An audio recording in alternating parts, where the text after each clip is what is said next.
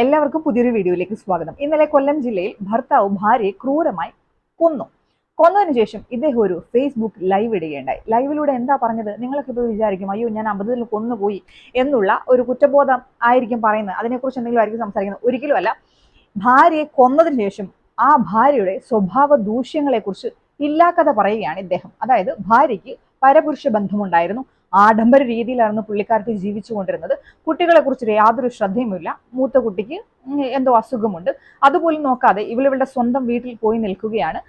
താൻ അറിയാതെ സ്വർണമെല്ലാം കൊണ്ടുപോയി പണയം വെച്ചു എന്നുള്ള ആരോപണങ്ങളാണ് കൊന്ന ശേഷം ഈ ഭാര്യയെക്കുറിച്ച് ഇദ്ദേഹം പറയുന്നത്. അപ്പോൾ ഇദ്ദേഹത്തിന്റെ ഉദ്ദേശശുദ്ധി എന്താ എന്ന് വെച്ച് കഴിഞ്ഞാൽ, ഞാനൊരു അയ്യോ പാപിയാണ്, എന്നെ കൊണ്ട് ആർക്കും ഒരു ശല്യമില്ല, പക്ഷെ അവൾ സമൂഹത്തിൽ ജീവിക്കാൻ പറ്റാത്തത്ര മോശപ്പെട്ട ക്യാരക്ടറിന് ഉടമയാണ്.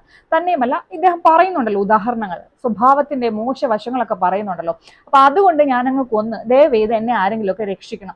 പോലീസ് പിടിച്ചുകൊണ്ടുപോയി എന്നെ റിമാൻഡിലാക്കുകയാണെങ്കിലും 3-4 പേർ എനിക്ക് ജാമ്യത്തിന് വേണ്ടി നിൽക്കണം. പറ്റുകയാണെങ്കിൽ അടുത്തൊരു കല്യാണം കഴിക്കാനെങ്കിലും എന്നെ സഹായിക്കണം. അതിന് 1-2 സാക്ഷികളെ കൂടെ എനിക്ക് ആവശ്യമുണ്ട്. എനിക്ക് പുതിയൊരു ജീവിതം വേണം. എന്നെ എല്ലാവരും സഹായിക്കണം. സൊസൈറ്റിയിൽ ജീവിക്കാൻ എനിക്ക് എല്ലാവരുടെയും പിന്തുണ ആവശ്യമുണ്ട് എന്നുള്ളതാണ് ഇവന്റെ ഉദ്ദേശശുദ്ധി. അപ്പോൾ ഒരുത്തിയെ ഈ ലോകത്തിൽ നിന്നും വെട്ടിക്കൊന്ന് പറഞ്ഞു വിട്ടത് പുള്ളിക്കൊരു പ്രശ്നമല്ല. കൊലപാതകയായ ഇവനെ സമൂഹത്തിൽ ജീവിക്കാൻ എല്ലാവരുടെയും പിന്തുണയ്ക്ക് വേണ്ടിയിട്ടാണ് ഇവൻ ഇങ്ങനെ ഒരു ഫേസ്ബുക്ക് ലൈവ് ഇട്ടേക്കുന്നത്. ആ സ്ത്രീയുടെ അവസ്ഥ ഒന്ന് ആലോചിച്ച് നോക്കിക്കേ. സത്യമാണ്, ഇവൻ ഇങ്ങനെ ഈ ഒരു ലൈവ് ഇട്ടതിന് ശേഷം ആ ലൈവിന്റെ താഴെ വളരെ മോശപ്പെട്ട കമന്റ്സ് ആണ്. അതായത് ഈ മരിച്ചുപോയ സ്ത്രീക്കെതിരെ ഒരുപാട് മോശപ്പെട്ട കമന്റുകൾ ആളുകൾ. സത്യമാണ്, നമ്മളാണെങ്കിലും ഇപ്പൊ ഒരുത്തൻ വന്ന് ലൈവിലൂടെ ഇങ്ങനെ പറയുകയാണ് അവൾക്ക് അങ്ങനെയാണ് ഇങ്ങനെയാണ്, അതും കൊന്നതിന് ശേഷം. കൊലപാതകം ഇങ്ങനെ വന്ന് പറഞ്ഞു കഴിഞ്ഞാൽ നമ്മൾ കൊലപാതകയെ വിശ്വസിക്കണമല്ലോ. എന്ത് പറയാനാ, ചില സമയങ്ങളിലൊക്കെ നമ്മളിങ്ങനെ തല തിരിഞ്ഞൊക്കെ ഇങ്ങ് പ്രവർത്തിച്ചും ചിന്തിച്ചും കളയും.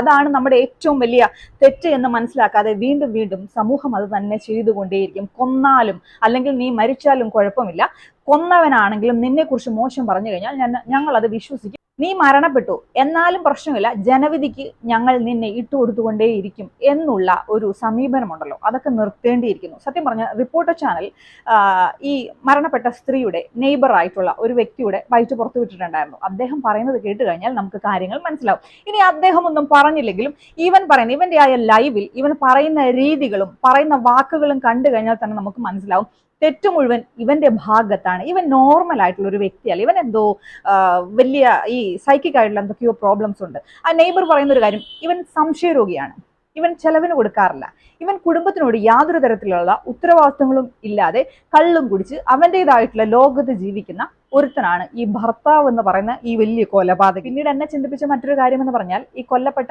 ഭാര്യ ഇദ്ദേഹം അറിയാതെ വീട്ടിലിരുന്ന സ്വർണം കൊണ്ടുപോയി പണയം വെച്ചു എന്ന്. വീട്ടിലിരുന്ന സ്വർണം പിന്നെ കൊണ്ടുപോയി പണയം വെക്കേണ്ട. നമ്മളൊരു ജംഗ്ഷനിൽ എത്തിയിട്ട് ഒന്ന് നോക്കിക്കഴിഞ്ഞാൽ ഒരു ജംഗ്ഷനിൽ ഒരു 10-15 പണയം ഇടപാടിന്റെ സ്ഥാപനങ്ങൾ ഉണ്ടാവും അല്ലേ? അതിനർത്ഥം എന്താണ്? ഒരു ബുദ്ധിമുട്ട് വന്നു കഴിഞ്ഞാൽ നിങ്ങളുടെ കയ്യിൽ ഗോൾഡ് എന്ന് പറയുന്ന അസറ്റ് ഉണ്ടെങ്കിൽ അത്യാവശ്യത്തിന് കൊണ്ടുപോയി പണയം വെക്കാം അല്ലെ? മാത്രമല്ല, ഇദ്ദേഹത്തിന്റെ നെയ്ബർ, ഞാൻ നേരത്തെ പറഞ്ഞ പോലെ റിപ്പോർട്ടർ ചാനലിനോട് പറയുന്നുണ്ട്, ഉത്തരവാദിത്വമില്ലാതെ കള്ളും കുടിച്ച് ചുമ്മാ കയറി നടക്കുന്ന ഒരുത്തൻ പിന്നീട് മരണപ്പെട്ട്. അവൻ ഭാര്യയെ കൊന്നതിന് ശേഷവും പറയുന്നു ഈ ഭാര്യയ്ക്ക് പരപുരുഷ ബന്ധം ഉണ്ടായിരുന്നു എന്ന്. അപ്പോൾ ജീവിച്ചിരിക്കുമ്പോഴേ ഈ ഒരു ജഡ്ജ്മെന്റോട് കൂടിയായിരിക്കും ആ ഭാര്യ ഇവൻ സമീപിച്ചിരിക്കുന്നത്.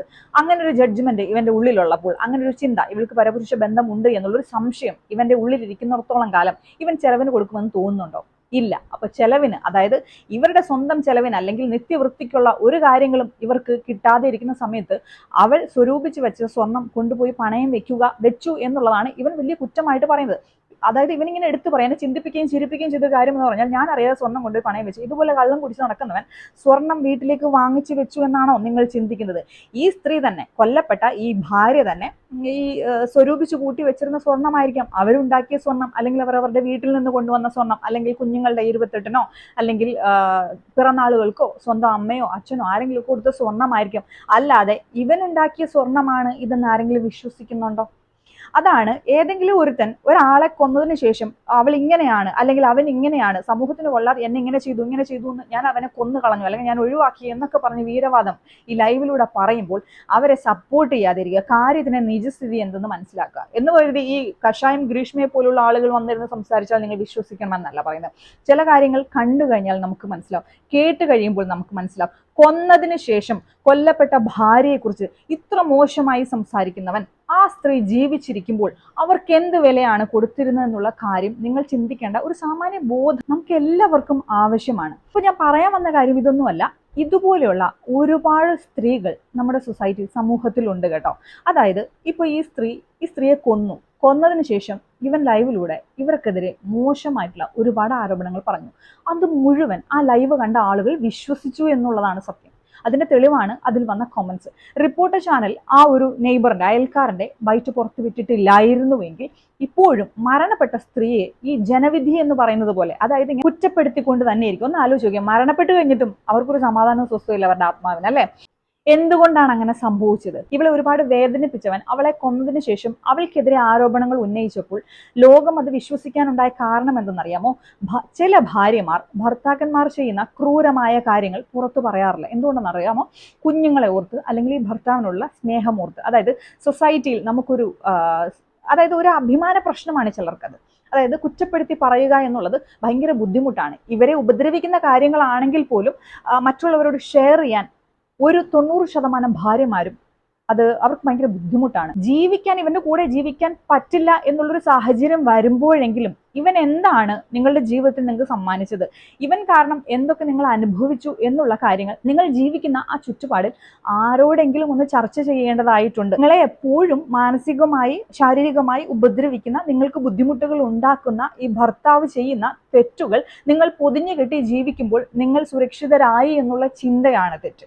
മനസ്സിലായി? ഞാൻ നേരത്തെ പറഞ്ഞതുപോലെ അറിയാവുന്നവരോട് ആരോടെങ്കിലും നിങ്ങൾ ഈ കാര്യങ്ങൾ ചർച്ച ചെയ്യുക. എന്താ സംഭവിക്കുന്നു വെച്ചാൽ, നിങ്ങൾ മരണം വരെ ഇതിങ്ങനെ പൊതിഞ്ഞ് കെട്ടി സൂക്ഷിച്ച് നിങ്ങൾ സഹിച്ചുകൊണ്ട് നടക്കും. നിങ്ങളുടെ മരണശേഷം നിങ്ങളെ അത്ര നാളും ഉപദ്രവിച്ചവൻ നിങ്ങൾക്കെതിരെ ആരോപണങ്ങൾ ഉന്നയിച്ചുകൊണ്ട് ഇരിക്കുക എന്നുള്ളത് സർവ്വസാധാരണമാണ്. ഇങ്ങനെ ആയിരിക്കും ഇതിന്റെ ഒരു പര്യവസാനം എന്ന് പറയുന്നത്. അപ്പോൾ വീഡിയോ ഇഷ്ടമായിട്ടുണ്ടെങ്കിൽ ലൈക്ക് ചെയ്യുക, ഷെയർ ചെയ്യുക, കമന്റ് ചെയ്യുക, സബ്സ്ക്രൈബ് ചെയ്യുക. Thank you so much.